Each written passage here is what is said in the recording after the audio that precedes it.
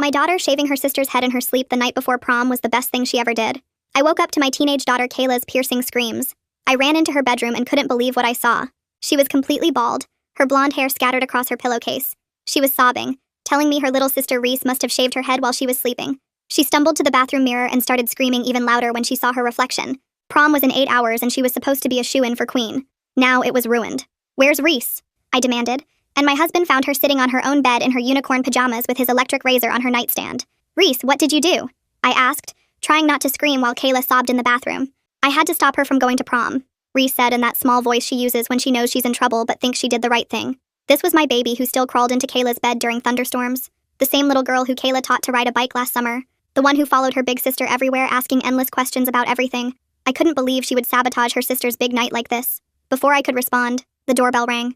Kayla's boyfriend Steven let himself in like he always did on Saturday mornings. He came upstairs calling about corsage colors and stopped dead when he saw Kayla's bald head. "What the hell happened to your hair?" he asked, then quickly rearranged his face into concern. "Baby, don't cry. We can fix this. Maybe get you a nice wig. You'll still be the prettiest girl there." Kayla was crying harder now. Steven pulled her against him while glaring at me like this was my fault. "Did Reese do this?" "I always said that kid was weird. This is assault, Mrs. Adams." Reese appeared in the bathroom doorway, still in her unicorn pajamas. "I cut off all her hair so she couldn't go to prom with you because you're mean to her." "Reese!" I yelled, but she kept talking in that determined little kid voice. "You hurt my sister all the time. I see the purple marks on her arms where you grab her too hard." The bathroom went silent. Steven laughed, but it sounded forced. "Kids make up crazy stories, Mrs. Adams. Tell her, Kayla. Tell your mom how good I am to you." Kayla wouldn't look at anyone. I felt ice spreading through my chest. "I took pictures on Mommy's phone when Kayla was sleeping," Reese said, her voice getting stronger. "You push her into walls. You hit her tummy where nobody can see. Then you buy her presents after so she won't tell." I pulled out my phone with shaking hands and opened my photos. There they were. Close-ups of Kayla's arms with finger-shaped bruises, her ribs with dark purple marks. I felt my stomach drop. "Oh my God," I whispered. "Kayla, is this true?" Steven's face was getting red. "Those could be from anything. She plays sports. This is insane. I spend hundreds on her. I'm taking her to prom in a limo." My husband appeared in the doorway. His whole body was tense as he looked over my shoulder at the photos on my phone. "Kayla, baby, why didn't you tell me?" I asked. My voice was breaking completely. Steven's grip on Kayla tightened visibly. "We're leaving right now. This is completely ridiculous. Get dressed, Kayla." "She can't go anywhere if she's too embarrassed about her hair," Reese said simply. "That's why I shaved it all off while she was sleeping, so she'd have to stay home safe." Steven tried switching tactics. His voice went artificially sweet. "Reese, sometimes me and Kayla play rough when we're fooling around. It's not abuse, it's just passion. You're too young to understand boyfriend-girlfriend stuff." My husband stepped fully into the bathroom and said, "Let go of my daughter right now." "But then you did this, mister," Reese said. Everyone turned to look at her again. She pulled out her little pink tape recorder that she used for making pretend radio shows and pressed play. Steven's voice came through tinny but clear. "She said it was from yesterday when he was waiting in our living room for Kayla to get ready. Yeah, tomorrow night after prom." His voice rang out. "I'm gonna get her completely wasted at Jake's after party and make sure she can't say no this time. Already got the stuff to put in her drink from my brother. Time to lock that down before college, you know? Nothing keeps a girl around like getting her pregnant." I felt like I might throw up right there on the bathroom tiles. Kayla made this horrible wounded animal sound. She tried to pull away from Steven, but he held on tighter. "That's fake," Steven said. Sweat was dripping down his face now. "You're all crazy. That's not even my voice. This whole family is insane. You were going to put something in my daughter's drink?" I whispered. My whole body was shaking with rage that I'd never felt before. "You were going to assault my baby?" Steven finally let go of Kayla. He started backing toward the door, but my husband moved faster. He blocked the only exit with his whole body. I could see the muscles in his jaw clenching as he stared at this boy who'd been hurting our daughter for who knows how long. "You don't want to do this," Steven said. He was trying to sound threatening, but his voice cracked like the child he really was. "My dad's a lawyer. You touch me and I'll ruin your whole family." My husband took another step forward. Steven pressed himself against the wall, looking for another way out. But Steven suddenly stopped panicking, looked at my husband, and said in the most ice-cold voice I've ever heard, "I really don't think you want to do that, Mr. Adams, and I think you know why." My husband's face dropped.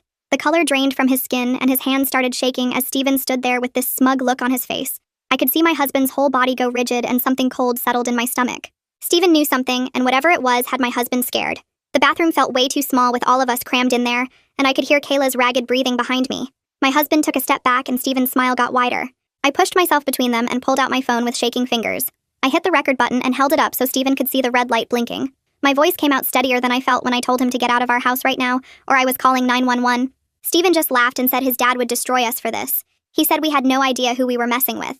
Then he shoved past my husband hard enough to make him stumble into the wall.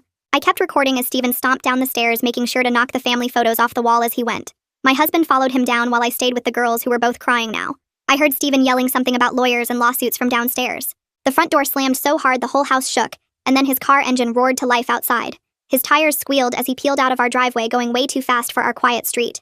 My husband came back upstairs and his face was still white as a sheet. He looked at all of us standing there in the bathroom and said we should go to the master bedroom to talk. We all filed down the hallway and into my bedroom, where my husband locked the door behind us. Kayla sat on the bed still in her pajamas, with her bald head reflecting the morning light from the window. Reese climbed up next to her sister and took her hand. I stood there looking at my husband and demanded to know what Steven had on him. My husband sat down heavy on the edge of the bed and put his head in his hands. After a long moment, he looked up and told us that 2 weeks ago he'd seen bruises on Kayla's wrist at dinner. He said he'd gone to the school the next day to confront Steven about it. He found Steven in the parking lot after baseball practice and grabbed him by the shirt. He admitted he'd shoved Steven against his car and told him if he ever touched Kayla again, he'd kill him. Steven had recorded the whole thing on his phone, including the threat. My husband's voice was thick with shame as he explained how Steven had played the video for him right there. He said Steven told him if he ever interfered again, he'd send it to the police and press charges for assault. The anger bubbled up in my chest, mixing with the fear until I felt like I might explode.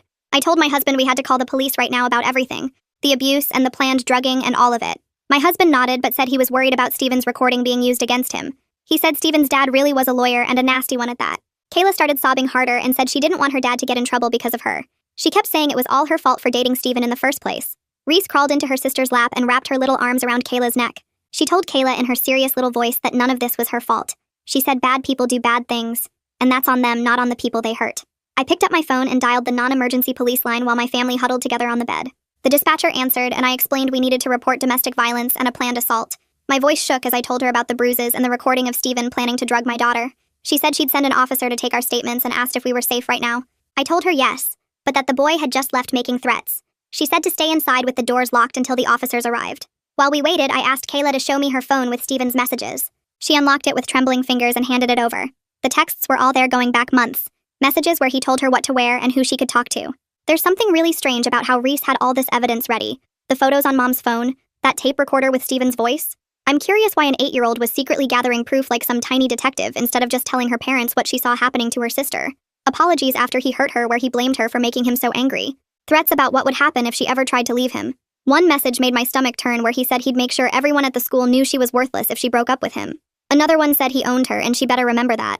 There were hundreds of them, and each one made me feel sicker than the last. I started taking screenshots of everything and sending them to my own phone as evidence. Kayla watched me with tears running down her face and kept apologizing over and over.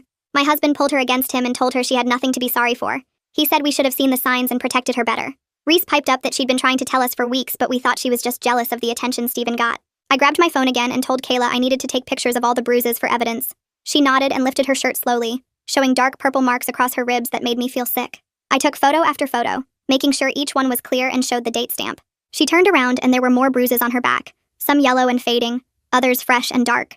My hands shook as I documented each one while she stood there in her bra, looking at the floor. The doorbell rang 20 minutes later and 2 officers came up to the bedroom after I let them in.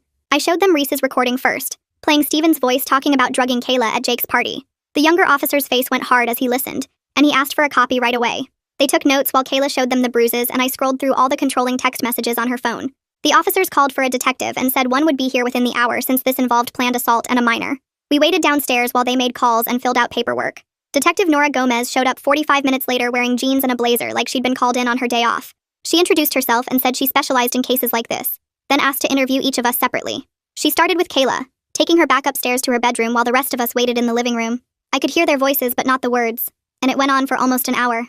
When it was my turn, I brought everything upstairs, my phone with the photos, Reese's tape recorder, screenshots I'd taken of Steven's messages. Detective Gomez looked at each piece of evidence carefully and told me we'd done exactly the right thing by documenting everything and calling right away. She asked about Steven's family, and I told her his dad was a lawyer named Julian Franks, who had a big practice downtown. She wrote that down and asked if Steven had ever threatened us before today. I told her about him saying he'd ruin our family if my husband touched him. She interviewed my husband next, and he came clean about grabbing Steven by the shirt 2 weeks ago at the school. He explained he'd seen fresh bruises on Kayla's wrist and lost his temper, threatening Steven to stay away from her. Detective Gomez said she understood a father's protective instinct, and while it wasn't ideal, she'd note the context in her report. When she interviewed Reese, our little girl sat up straight and explained in her serious voice why she'd shaved Kayla's head. She said she knew it was wrong, but she had to keep her sister safe from the bad boyfriend who was going to hurt her worse at prom. The detective actually smiled and told Reese she was very brave for protecting her sister, even if cutting hair wasn't the best way to do it. Detective Gomez recommended we take Kayla to the emergency room right away to have her injuries documented by medical staff. She handed me her business card and said she'd be in touch about next steps, that she was going to interview Steven and his family next. We drove to the hospital in silence except for Reese asking if she was going to jail for cutting Kayla's hair. At the emergency room, they took us back quickly when I explained we were there for domestic violence documentation. The doctor was a woman who spoke gently to Kayla as she examined each bruise, measuring them with a ruler and having a nurse photograph everything.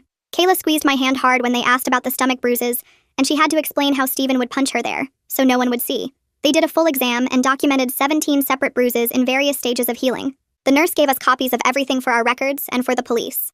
A social worker came in while we were waiting for discharge papers, carrying a folder full of pamphlets about domestic violence resources. She explained that the hospital was required by law to report this to the authorities, which we'd already done, and gave us referrals for therapy and support groups. She talked to Kayla about safety planning and what to do if Steven tried to contact her. We were signing the discharge papers when my husband's phone rang, and Julian Frank's name showed up on the screen. My husband answered and put it on speaker without saying anything. Julian's voice was loud and angry, saying we were going to pay for these false accusations against his son, that he'd sue us for everything we had for assault and defamation. The social worker's eyes went wide, and she grabbed her phone to record, while Julian kept ranting about how we'd regret messing with his family. My husband finally said we were at the hospital documenting Steven's abuse and hung up. The social worker said she'd add that recording to the file as evidence of witness intimidation. We left the hospital around noon and drove home in complete silence except for Reese asking if Steven was going to jail. My husband kept checking the mirrors like he expected someone to follow us. When we turned onto our street, I saw it right away. Steven's black car was parked across from our house, just sitting there with the engine running. My hands started shaking as I grabbed my phone and called Detective Gomez's number from her card. She answered on the second ring and told us to drive past our house and park somewhere safe while she sent a patrol car. We pulled into the grocery store parking lot 2 blocks away and waited. 10 minutes later, she called back saying officers were at our house and we could come home. 2 police cars had Steven blocked in when we got there. One officer was at his window writing something while Steven sat there with his arms crossed looking mad. The officer came over and told us Steven claimed he was just driving by, but they'd warned him he wasn't allowed near our property or any family member. They took pictures of his car there and added it to the case file as a violation. Steven peeled out when they let him leave, and the officers stayed until we got inside safely. That evening, while I was making dinner, my phone rang with a number I didn't know. It was Maddie Coleman from the school counseling office asking how Kayla was doing. She'd heard what happened from another staff member and wanted to help. She said she could arrange for Kayla to get her assignment sent home so she wouldn't fall behind while dealing with everything. I thanked her and said that would help a lot since Kayla wasn't ready to face everyone at the school yet. An hour later, Detective Gomez called with an update. She'd tracked down Jake and interviewed him about the party plans for after prom. Jake got really nervous and admitted Steven had asked him to make sure Kayla's drinks were extra strong that night. Steven had also mentioned getting something special from his brother to put in them. The detective said Jake seemed scared and was cooperating fully now that he understood how serious this was. She also told me she'd looked into Steven's older brother Tyson Grimes, who had 3 arrests for drug stuff, including selling pills to kids at the community college. She was working with a judge to get a warrant to search Steven's phone and car for evidence. The next morning, a woman from Child Protective Services called saying they needed to do a home visit since minors were involved in witnessing domestic violence. My stomach dropped even though I knew we hadn't done anything wrong. She scheduled it for the next day and said it was just standard procedure to make sure the kids were safe. That night was awful. Every car that drove by made us jump. My husband got up 3 times to check the locks on all the doors and windows. Around midnight, I heard crying from Kayla's room and found both girls in her bed. Reese had crawled in with her big sister and they were holding each other tight. Kayla's face was wet with tears, and Reese was rubbing her back the way Kayla used to do for her during thunderstorms. I sat on the edge of the bed and smoothed their hair until they both fell asleep. The CPS worker showed up right at 9 the next morning with a clipboard and a serious face. She interviewed each kid separately in their rooms while my husband and I waited in the kitchen. She spent almost an hour with Kayla asking about our home and if she felt safe here. Then she talked to Reese, who apparently told her all about why she cut Kayla's hair and showed her the pictures she took. When she finished, the worker actually smiled and said we were handling this situation really well. She found no concerns about our parenting and said she was impressed with how protective the girls were of each other. She gave us some pamphlets about trauma and kids before she left. That afternoon, I got a call from someone named Tabitha Wise who said she was a victim advocate assigned to help us. She explained we could file for an emergency protective order to keep Steven away legally. She walked me through all the paperwork over the phone and said she'd help us prepare everything with our evidence. Reese taking pictures before the haircut shows some serious planning skills for someone her age. This kid thought 3 steps ahead like she's playing chess while everyone else is stuck on checkers. We spent 2 hours going through all the photos, recordings, and documentation from the hospital. She said our case was really strong and a judge would probably grant it right away. The next day, a certified letter arrived from Julian Frank's law office. My husband opened it and his face went red as he read. It was 3 pages of legal threats saying we'd assaulted his son and made false accusations that were damaging his reputation. It said we'd be sued for everything we had if we didn't drop the charges immediately. It also mentioned the incident with my husband grabbing Steven's shirt at the school, saying that was assault on a minor. My husband's hands were shaking as he took pictures of every page and forwarded them to Detective Gomez. She called back within minutes saying this was perfect evidence of witness intimidation and to keep any other threats documented. Monday morning came too fast, and Kayla had to go back to the school wearing a beanie to cover her bald head. I drove her myself because she was too scared to take the bus with everyone staring at her. The parking lot was already buzzing when we pulled up, and I could see kids pointing at our car through the windows. Kayla grabbed my hand so tight it hurt as we walked through the front doors together. The whispers started right away, and I heard one girl say something about Kayla making everything up for attention. Another group of kids moved closer to us, and one boy told Kayla they believed her, and Steven was a jerk anyway. The principal was waiting in the main office with a woman I recognized as Maddie Coleman from the counseling department. Maddie took us into her office and pulled out a new class schedule for Kayla that had different routes through the building. She explained that security guards would be watching for Steven, and they changed Kayla's locker to a different hallway completely. Maddie walked us through the new path to each class and showed Kayla a safe room she could use if she felt scared. My phone rang while we were walking, and it was Detective Gomez saying she had news about the search warrant. She'd gone to Steven's car that morning with other officers and found a small plastic bag stuffed under the driver's seat.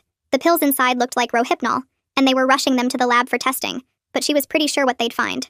Within 2 hours, Steven was in handcuffs being walked out of his house while neighbors watched from their driveways. Detective Gomez called again to say he was charged with possession of controlled substances and conspiracy to commit sexual assault. His dad bailed him out before dinner, but at least there was an official case number now and real charges filed. 3 days later, we sat in a courtroom for the emergency protective order hearing with Tabitha Wise beside us. I had to stand up and tell the judge everything about the abuse while Kayla sat there shaking in her chair. The judge listened to Reese's recording of Steven planning to drug Kayla, and his face got harder with every word. He asked my husband about grabbing Steven's shirt at the school, and my husband admitted everything, but explained he was protecting his daughter.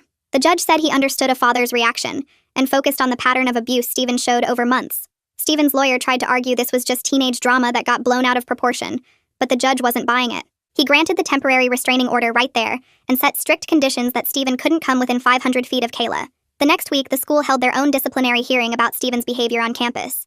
The principal reviewed all the evidence, including the drug possession charges, and Steven's history of aggressive behavior in the hallways. They suspended him immediately pending the criminal investigation, and banned him from all school property, including graduation. Steven's dad stood up yelling about lawsuits, but the school board didn't back down at all.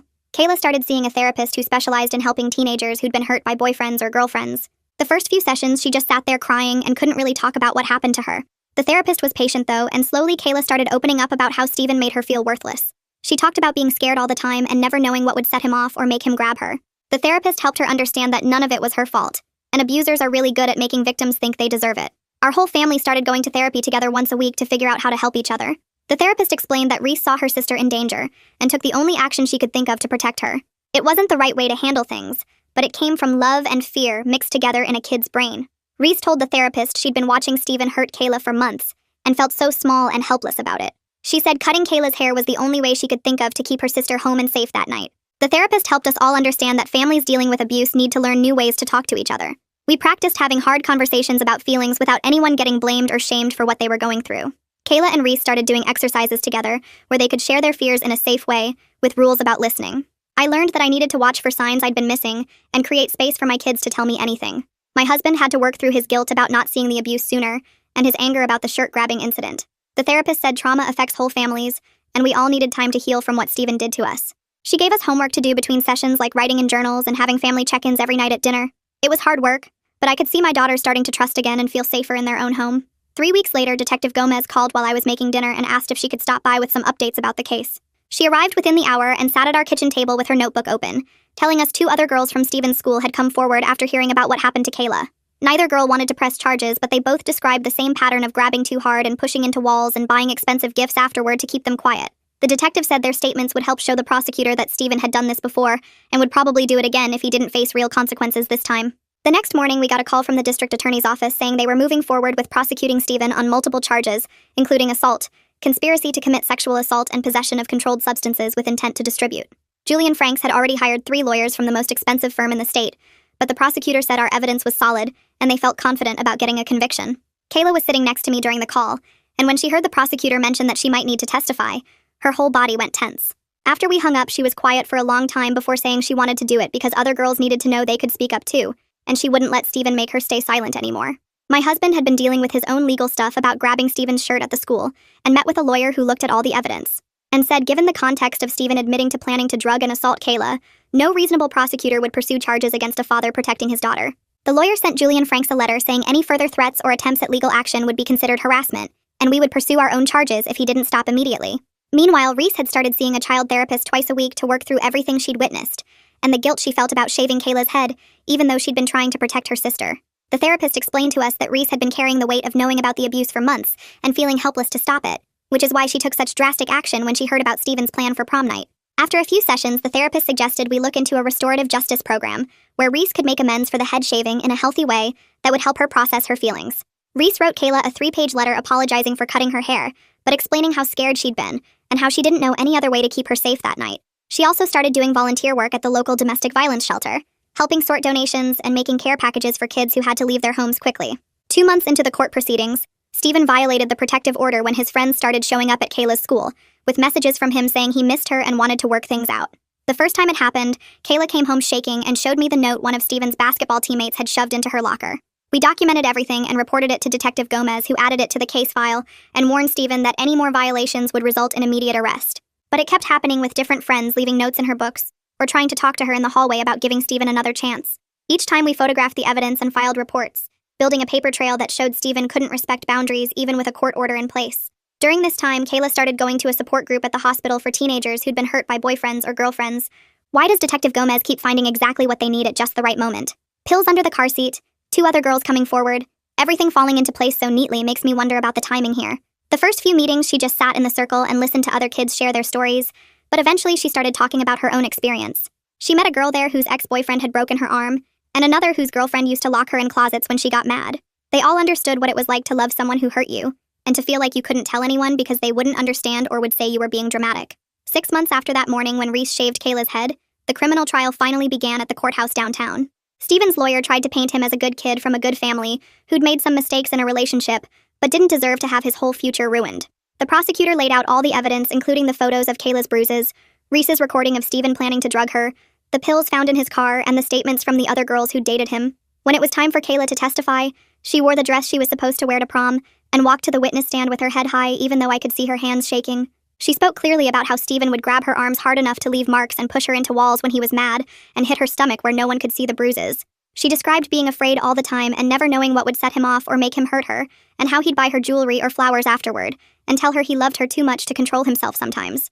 The prosecutor asked Kayla to step down and called Reese to the stand next. My little girl walked up there in her best dress, the pink one with unicorns on it, and the bailiff had to adjust the microphone way down for her.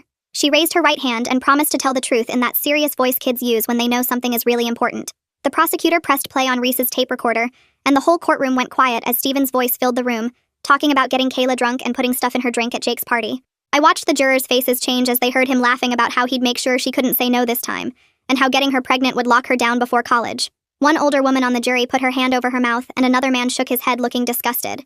Steven's lawyer jumped up saying the recording was illegal since Steven didn't know he was recorded, but the judge cut him off. She said Reese made the recording in her own home where Steven had no expectation of privacy, and the evidence would stand. Steven's face went bright red, and he started whispering frantically to his lawyer, who kept shaking his head. The prosecutor asked Reese why she recorded Steven, and she explained in her little voice that she'd seen the bruises on Kayla and wanted proof because grown-ups don't always believe kids. 2 days later, my husband took the stand and I could see his hands shaking as he sat down. He told the court about finding the bruises on Kayla and confronting Steven at the school, admitting he'd grabbed Steven's shirt, but explaining he was trying to protect his daughter. The prosecutor showed how Steven had used that incident to threaten and control our family, which was just another part of his pattern of manipulation. Steven's lawyer tried to make my husband look like the aggressor, but the jury wasn't buying it after everything they'd heard. On the 3rd day of testimony, after hearing from the detective about the drugs found in Steven's car and testimony from 2 other girls who dated him, the jury went to deliberate. We waited in the hallway for 4 hours drinking bad coffee from the vending machine and jumping every time the door opened. When they called us back in, the foreman stood up and read guilty on all the major charges, including assault, conspiracy to commit sexual assault, and possession of controlled substances. Steven's face went white and his mom started crying while his dad Julian just sat there with his jaw clenched. 3 weeks later at sentencing, the judge gave Steven 2 years in juvenile detention, 3 years probation after that, mandatory counseling, and a permanent restraining order keeping him away from Kayla. Julian Franks cornered us in the parking lot afterward, his face red as he threatened appeals and civil suits, saying we'd ruined his son's future over teenage relationship drama. My husband stepped right up to him and told him in this calm, cold voice that his son was a predator who finally got caught, and maybe if Julian had been a better father, none of this would have happened. Julian looked like he wanted to hit my husband, but there were cops everywhere, so he just got in his Mercedes and drove away. With Steven locked up, something changed in Kayla almost immediately. She started sleeping through the night again and stopped jumping when doors slammed. She decided she wanted to help other girls recognize the warning signs of abuse and started working with the school counselor to plan assemblies where she could share her story. The first time she spoke in front of the whole junior class, her voice shook, but she kept going, explaining how Stephen had isolated her from friends and made her think the abuse was her fault. After her presentation, 3 girls came up to her privately asking for help with their own situations. The school board called a special meeting after our case and brought in experts on teen dating violence to train all the teachers and staff. They created new protocols for reporting suspected abuse and started teaching healthy relationship classes in health education. The principal told us they'd had no idea how common this problem was until Kayla's case opened their eyes. Meanwhile, Kayla's hair started growing back in soft, fuzzy patches that she'd run her hand over constantly. She tried different hats and scarves at first, then decided she actually liked the super short look and kept it buzzed for a while. She told me the short hair reminded her that Reese loved her enough to do something drastic to save her and that she was strong enough to survive anything. Reese channeled all that protective energy into positive action, volunteering with us at domestic violence awareness events and helping make care packages for the women's shelter. She decorated each package with her drawings and write notes saying things like, "You're brave and you deserve to be safe." The shelter coordinator said Reese's packages always made the women smile even on their worst days. My husband started leaving work early on Thursdays to be home when the girls got back from the school, something he'd never done before in 15 years of marriage. We'd sit at the kitchen table with cookies and milk while they did homework, asking about their day and really listening to the answers instead of just going through the motions. Every Sunday night, we had family meetings where anyone could bring up anything they wanted to talk about without judgment. Kayla started opening up about small things at first, like feeling anxious about a test or frustrated with a friend, then bigger stuff about learning to trust her own judgment again. Reese would share her drawings from art therapy and explain what the colors meant about her feelings that week. 6 months passed faster than I expected, filled with therapy appointments and court dates, and slowly rebuilding normal life. Our family dinners got louder again with actual laughter, instead of the tense silence we'd had when Stephen was around. Kayla joined the debate team and started winning competitions, finding her voice in more ways than one. Reese taught herself to knit and made scarves for everyone at the women's shelter for Christmas. The support group at the hospital became Kayla's safe space where she met other survivors who understood what she'd been through. There was this boy named Eric whose ex-girlfriend had stalked him for months, and he and Kayla started talking after meetings about boundaries and red flags. He never pushed for anything more than friendship at first, just listened when she needed to talk and made her laugh with terrible jokes about their shared therapy homework. When he finally asked her to go to a movie 3 months after they met, he gave her 3 different exit strategies in case she felt uncomfortable and told her his mom would pick them up if she wanted to leave early. They took things so slow that their first kiss didn't happen until 2 months into dating, and Eric asked permission first. Reese got nominated for a citizenship award at the school for organizing a whole campaign about recognizing abuse warning signs after what happened to Kayla. She made posters with simple messages that even elementary kids could understand, and got the principal to approve age-appropriate assemblies for every grade level. The day she won the award, she wore her best dress and gave a speech about how protecting people you love means speaking up even when it's scary. Detective Gomez called us every few weeks with updates, always starting with asking how the girls were doing before getting to the legal stuff. She told us Stephen got into 3 fights in his first month at the detention center, attacking smaller kids just like he'd done with Kayla. They moved him to a higher security unit after he broke another kid's nose, and his release date got pushed back another 6 months for violent behavior. His dad tried to appeal the conviction twice, but the judge shut it down both times, especially after seeing Stephen's detention record proved the pattern of violence was real. Kayla's graduation day arrived with perfect weather, and her hair grown out to a cute pixie cut that she'd learned to style with little clips. She walked across that stage as salutatorian to huge cheers from our section, where even Reese's art therapy group had come to support her. Stephen picking fights with smaller kids in detention really proves the apple doesn't fall far from the entitled tree. Guess those anger management classes aren't on the curriculum yet at Juvie Prep Academy. Her speech talked about finding strength in unexpected places and learning that asking for help isn't weakness, but the bravest thing you can do. She thanked Reese by name for saving her life, and I watched my youngest daughter cry happy tears for the first time since this whole thing started. The college acceptance letters had been rolling in for weeks, and Kayla chose a school 3 hours away, far enough to be independent but close enough to come home whenever she needed. She signed up for a self-defense class that summer and convinced Eric to take it with her, both of them learning to protect themselves in healthy ways. We went dorm shopping together, and she picked out bright colors instead of the dark stuff she'd worn during the Stephen months. She put a photo of our family on her desk, including one of her and Reese from after the trial where they're both laughing at something on Reese's phone. The night before she left for college, Kayla crawled into Reese's bed like they used to do when they were little. I found them the next morning tangled up together, Reese's arm thrown protectively over her big sister even in sleep. As we loaded the car, Kayla hugged Reese and whispered something that made them both cry and laugh at the same time. Looking back at everything that happened since that morning Reese shaved her sister's head, I realized that desperate act of love had saved Kayla from something so much worse than missing prom. Our family learned that protecting each other sometimes means doing hard things that seem crazy in the moment, but turn out to be exactly what needed to happen. Thanks for hanging out and wondering about all these questions with me today. It's always interesting seeing where curiosity takes us. Until next time. And hey, like the video, it helps more than you think.